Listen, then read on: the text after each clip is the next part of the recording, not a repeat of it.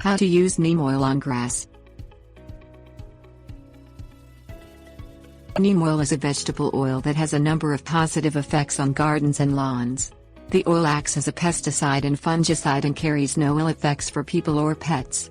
The oil comes from the seed of the meliaceae tree, once native to India but currently grown around the world in warm climates. The fruit is similar to an olive and the seeds are cold pressed. The resulting oil is bottled and has many uses outdoors and in cosmetics. Neem effectively interrupts the reproductive cycle of aphids, Japanese beetles and mealworms. Things you'll need: lawn sprayer. Mix the neem oil in a lawn sprayer at the rate of 1 ounce per gallon of water. 1 ounce is equal to 1 tablespoon.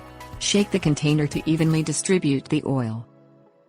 Push on the tank's plunger to increase the air pressure in the tank in order to get a fine spray of the solution inside the tank. Start at one corner of the lawn and squeeze on the pump's trigger to broadcast the neem solution on the grass by moving the nozzle sideways. You will have to continue to pump the plunger as you lose pressure in the pump.